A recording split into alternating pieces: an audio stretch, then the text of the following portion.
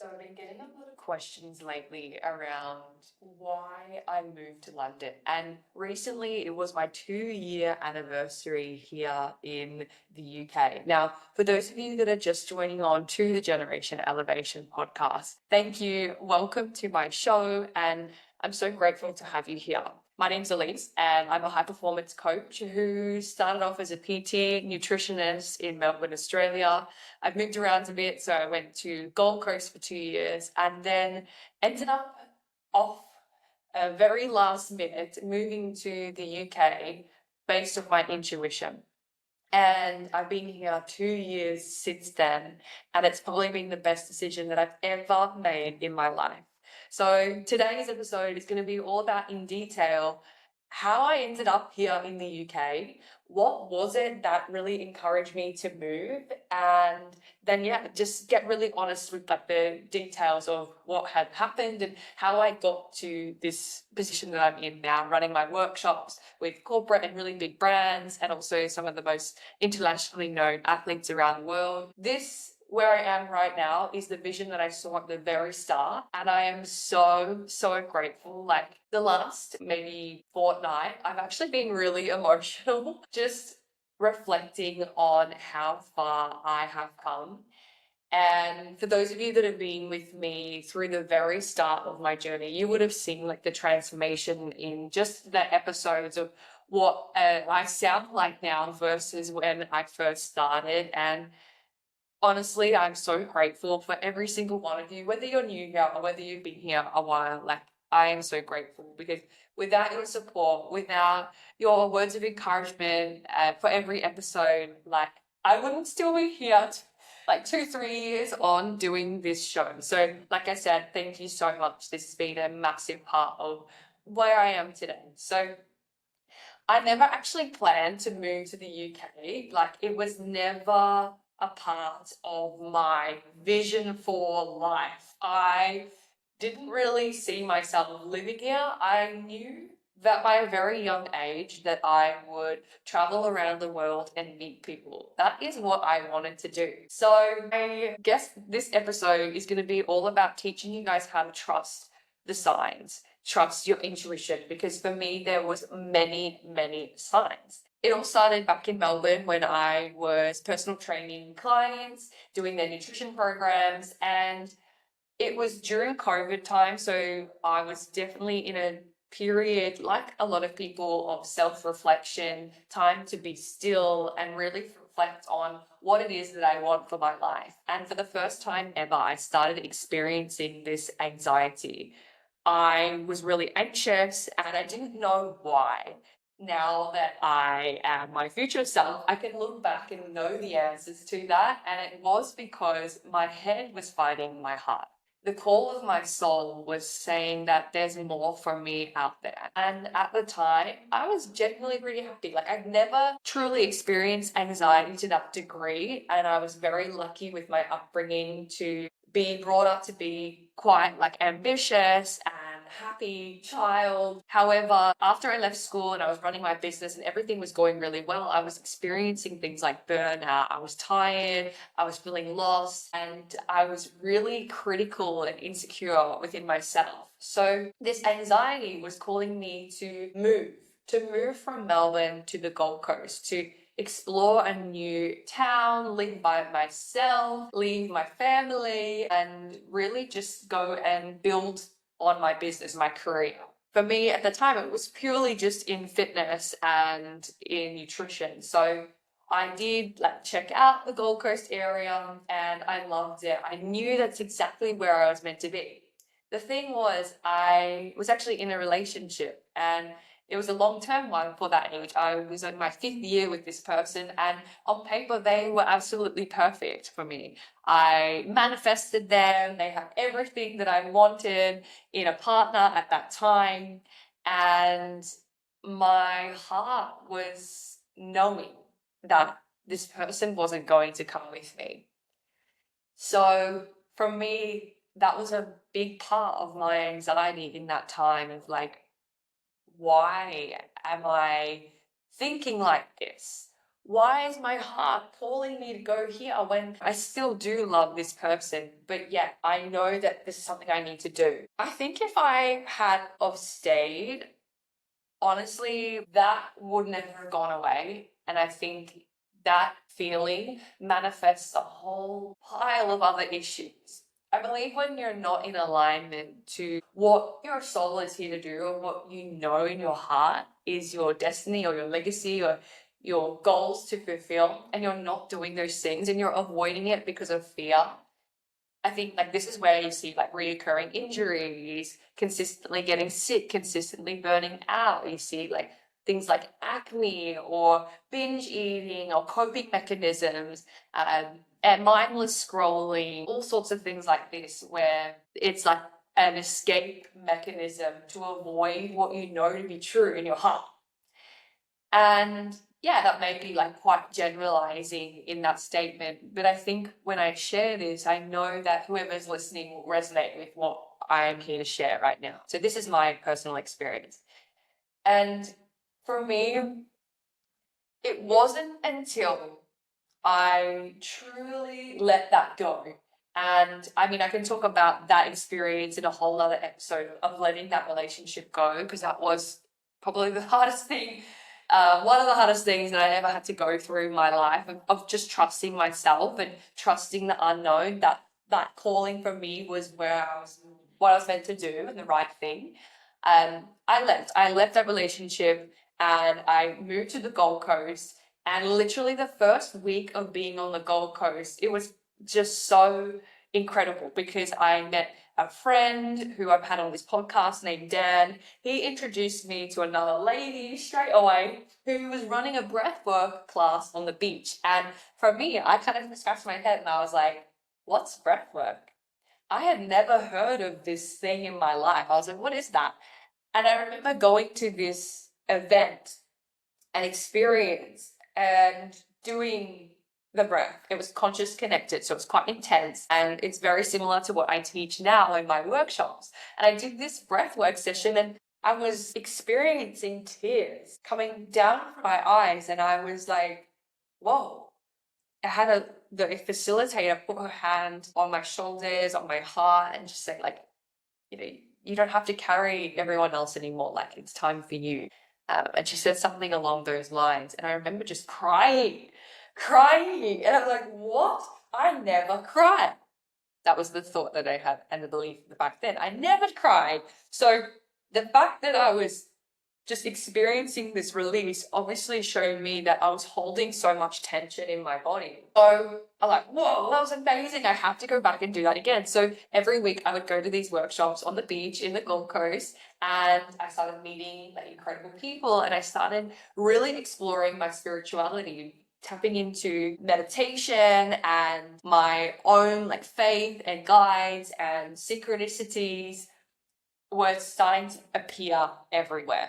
Now, one of the visions that I did have on that beach was myself standing amongst these tall, intimidating, rugby-looking lads. And for me at that point in my life, that was scary for me. I kind of was like, whoa, that's very intimidating to be in a room with such like quite masculine men. And the vision was me actually teaching them or doing some sort of Ted Lasso stuff on them. You know what? I'd never seen Ted Lasso until like 2 years later, but that vision stuck with me. And I remember telling the instructor, I said, hey, I just had this vision and I think I'm meant to really teach men this work and how to tap into their intuition and their emotions and their purpose. And the instructor laughed at me and said, women don't facilitate men's work. And I kind of looked at him and I was like, oh, okay, let's go then. So in a way, that has been so satisfying for me, because since then I've worked with some of the like top international sporting athletes who are men, and corporate business owners who are men, and I've helped them absolutely change their life and rewire their beliefs to serve them. So that is really satisfying for me. I'm like, yeah, you know what? It's like in those movies when someone tells you that you can't and then the character goes in and does it. Yeah, let's go. That's how I felt But from there, I really was like, okay, I'm gonna work with athletes. Like, nothing satisfies me more than watching someone be in absolute flow, and you can really see that on a playing field, whether it be football or soccer, for my Aussie mates out there, or whether it be like basketball, netball, tennis, whatever your sport is. Watching someone in flow is what brings the atmosphere, right? It's what gets the crowd going when the play is so perfect and the player knows exactly where the ball's going to be at the exact right time, or they can intercept, or it's just so perfect. And for me, this is something that I was actually really good at when I was a kid, playing netball and playing all sorts of sports. So for me, it was natural that I wanted to work with athletes because I, in the past, had heard of athlete mindfulness coaches such as Emma Murray and the work she was doing with Richmond. And I then started learning about Tony Robbins, and I was like, that is what I want to do. Holy shit, this is exactly what I'm here to do in this lifetime. I'm here to work with athletes, with high performers, with people who are wanting to become in the best level version of themselves, to take their performance to the elite level, to be in flow, to turn that switch on like a light when they need it. And the whole idea of working with athletes is there's less variables or that are confounding to measuring the effects that this work can have on your brain, on your well-being, etc. And for me, when I do that and I facilitate a workshop for an athlete or for a team eventually, right, is that I will be able to show the world how incredible this work is for you, for not just those sorts of people, but also for just the general population as well. And that is why I'm so hell-bent on this vision, on this goal of working with athletes. So I did this thing where I just created this program for athletes, and I was really trying hard to manifest clients. And I tell you what, guys, I had zero leads. I had zero leads at the time. People were doing my free workshop, but I was so terrible at selling it, and I had no self-worth still. I had no income coming in, and I got to a point where I was like, I have no idea how I'm going to pay my rent. Luckily, I had a friend buy me a ticket to go and see one of my favorite mentors who I've listened to for years, Abraham Hicks. And she speaks about law of attraction and manifestation and all sorts of things like this quite often. And for me, she is someone I really resonate with. So I went to her workshop, and I remember just feeling so high on life afterwards, just knowing that everything is going to work out. So the next day I meditate, and in meditation, I had this strong calling to go to the beach, and it was super early. I was like, okay, I'm going to go to the beach and just sit. So I went to the beach and I just sat, and I remember thinking like, holy shit, I don't know what I'm going to do. Like, I have no idea what is next.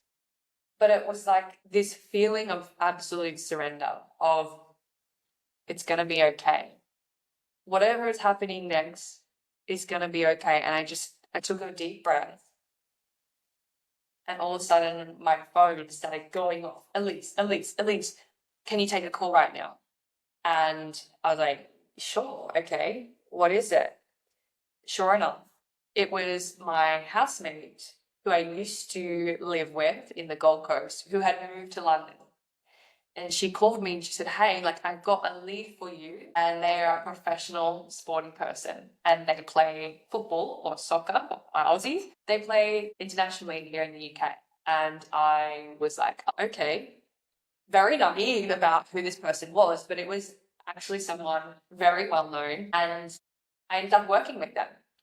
This was like the igniting of that flame and that spark again for me, where I was like, oh my gosh, this stuff that I teach actually works. Because I hadn't been practicing it. I had no leads for so long, and I started to doubt. I started to distrust in things that I had been taught. Maybe this isn't for me. Maybe this isn't going to work out. And all of a sudden, as soon as I let go, and as soon as I just trusted, this opportunity came through to coach this professional athlete. And there was a point when we were working together, where all of a sudden everything started to click. We rewired subconscious programs, we healed inner child's work, and we stepped into the highest self potential together. And I saw his performance increase immensely. And I remember waking up every morning and seeing like best player rating, kicked a goal, picked for England. And I was like, my gosh, this shit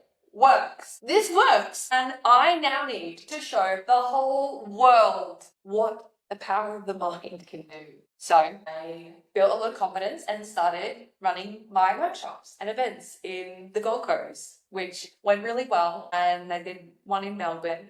And it came to about April time where every day I sit in meditation. I sat in meditation this one day and had this huge energy come through me of like, you need to move to London on the 25th of May. And I heard this intuitive voice. And I was like, no, that's not right. Like, I'm just making it up.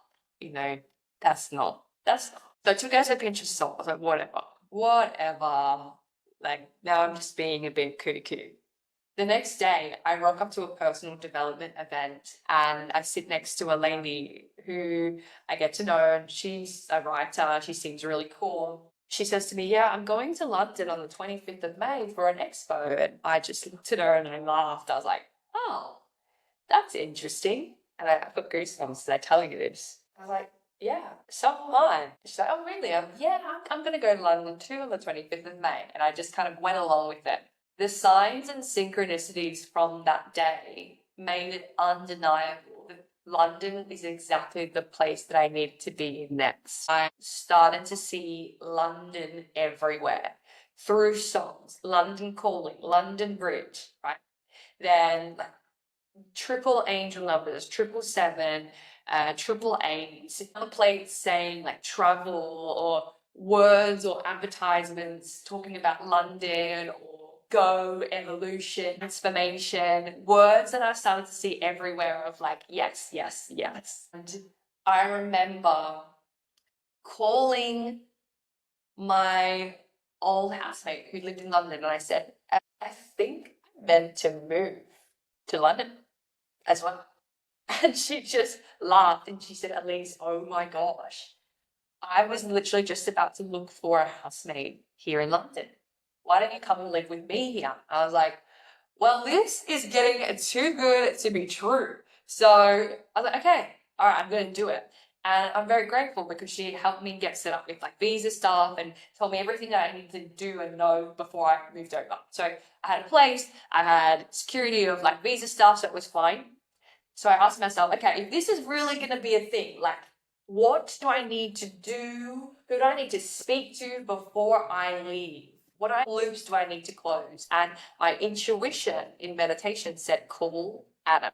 Now, Adam is one of my friends who are part of my podcast as well. And if you go way back, 2 years ago, you will see my episode with him where we talk about his captaincy for the England Cricket Club. And I met him in Gold Coast. Anyway, he just said, Elise, like, I'm going to be in London at the end of May. I'm going to be there for 3 months and I'll show you around and I'll introduce you to people in cricket and who knows what opportunities could come from that. And I remember going for a walk in Broadbeach along the Gold Coast in Australia, calling my dad, and I said, people would pay thousands and thousands for an opportunity like this, and I have this handed to me. I know that I need to go. And I just asked myself, what is the worst thing that could happen? Because the worst thing that could happen in my eyes was I'd have a good holiday and a good story to tell. So I booked my flight, and the plane that was flying from Gold Coast to London was Boeing 777. And I remember like just booking that flight 30 days from when I had that intuitive download of you need to move on the 25th of May. It was literally a 30-day period of time to decide. I did it and I moved. I rocked up to the apartment where I was staying with my old housemate. Vibes are on, and on the wall is this beautiful Gustav Klimt picture. Now, at the start of the year, before I knew I was moving to London, I a journal to represent a new chapter of my life. It was beautiful in gold, and it was the art of Gustav Klimt. So when I moved into this apartment and having this up on the wall, the same cover as the journal that I'd bought, before I knew I was even moving, was my sign I was in the exact right place at the exact right time. And even sharing this with you, I have so many goosebumps right now because I know London is exactly where I'm meant to be still. And the first 6 months of that journey, I just met so many people in cricket and just through gym culture here. Now, I'm going to share something with you because in the middle part of my journey here in London, it was fucking hard. It was so hard. I got here, it hit the ground running. Even though it's the same language as Australia in London, the culture is different. So it took a while for me to integrate to the culture here and different societal norms, the way that people speak, the way that people congregate and communicate is completely different to the Gold Coast. And the way that I teach was not reciprocated well in the environments or groups that I was in because they'd never seen anything like it before or heard anything like it before. It's very scientific, very evidence-based, and I was forced to really sit back and go, holy shit, like, I need to learn. I need to study. I need to refine my craft. And as well as being here in London, I was making the most money that I'd ever made. It requires a lot more investment than it does in Australia. Like, for example, like $400 a week can get you a whole house share with one other person, and you can get a pool, a canal in the Gold Coast, versus that will not get you anything here in London. Like, double that will get you the size of a shoebox. So that was something I had to really deal with. Plus, just different investments that I was not used to. So even though I was making more, I was spending more, and I actually ended up getting to the point where I literally had like £75 in my bank account at one point because I had invested all of my savings to move across the other side of the world to chase this dream and be here. And I thought that straight away I would be working with professional athletes and I'd get signed to like a professional team and it would all happen in that way, and it didn't. And I got so down on myself, so hard on myself, and I was like, do I go back home? I was downing. I then had to move my contract and my first lease ended, so I had to move out to a new place by myself. It was more rent than what I was used to, but I was also hopeful and faithful that I would get more money, get more clients, but I was definitely in scarcity. And being in London really has healed a lot of my money belief. It's taught me how to be more financially aware and track my numbers to like be smart with that kind of stuff, because it's all the things that they don't teach you in school that you then have to learn when you're in, especially like I was, an emergency like that. So it really kicked me in the ass. However, for me then, it's allowed me to apply. I had to apply for a job just to get by. That first job was at Equinox Gym, and then I shifted from there because my intuition at one point was just like, okay, it's time to leave. So I left. Trusted that, and then I was like, okay, I got to another point where I needed to make more cash, and I then had my intuition guide me to Soho House. Now, this has been the best thing for me because it's allowed me to meet so many incredible people, and from there I was able to build myself back up again. I am so grateful for those times because it taught me how to stay trusting the signs, trusting the synchronicities, trusting myself that I can do this. I had several people in that time that I cared and loved tell me to go back home. Just go back home. Give up. It's obviously not working for you. Just go home. But I stayed. Freaking stayed. Because I know that the whole world needs to know about this work that I teach. I'm so grateful that I stayed and pitched my events to Soho House, and ever since then, literally every week they've sold out. It then allowed me to pitch for a bigger event, which I'm now about to this weekend run my 6th event for that company, and it's the 6th event that has sold out. I have then, off the back of that, manifested opportunities with elite international athletes, massive corporate brands that I personally shop from ever since I've been a kid, and I am living the exact vision that I set out to do and what I had in high school. So the last few weeks have been emotional for me because I think lately I've been caught in the, okay, gotta keep going. But I just had a moment of reflecting holy moly, I have really done a lot in the last 2 years. And I don't know what the future holds. Even though I haven't worked with a professional team in terms of sport yet, I've worked with so many professional people and corporate teams. So in a way, I have manifested that goal. I know that the professional sport, it will come when exactly the right timing is. However, I just share this journey with you because I get asked a lot why I moved to London. Why would I leave sunny Australia to move to London? And this is why, because this is where I'm meant to be. This is what my soul called me to do. And I honestly feel so in alignment to that vision, to that goal, to what I'm here for. And I'm so grateful that I found that. So grateful that I get to teach this work. And it's so crazy to think that a few years ago, I was watching Tony Robbins' documentary on Netflix and hearing about the works of mindfulness coaches for athlete teams and going, oh yeah, that's it. That's what I want to do. And now I'm doing that. So I share this with you because, one, I want you to trust those signs and synchronicities. It might feel crazy that you're seeing triple numbers everywhere or seeing weird sayings or getting songs stuck in your head.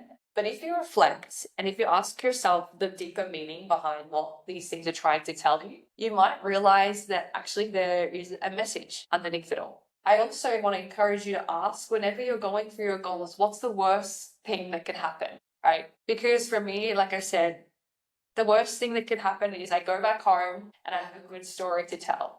I did book a return flight, I didn't think I would stay, but I did.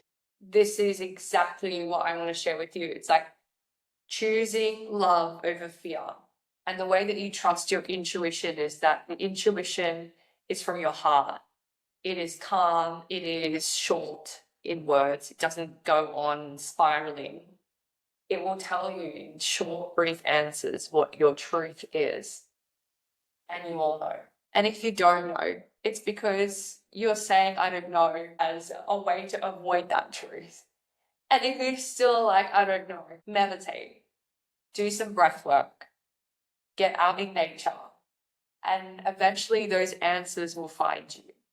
So whatever point you are in your life, whether you are about to take a leap of faith into career, or whether you're taking a leap of faith in terms of relationships or traveling the world, whatever period of life you are at right now, I trust you found this episode in the exact timing that you needed to hear it. Know that there is no wrong path for you, and that every decision you make is just progression. It is another lesson, a motion forward. If you don't make any decisions at all, you won't go anywhere. But even that is a decision in itself. And like I said, if I didn't decide to leave my ex years ago when I did, and I decided to stay, that would have manifested a whole other life for me, which wasn't in alignment to everything that I truly desired. I believe that the key to happiness or contentment, to peace, people ask me all the time how I am so happy. I think it is just truly living a life from your heart and authentic to you and what lights you up. And if you don't know what that is, go out and explore. Go find that. because it's totally out there. And if I know that if I can do this, if I have done this, then you 100% can too.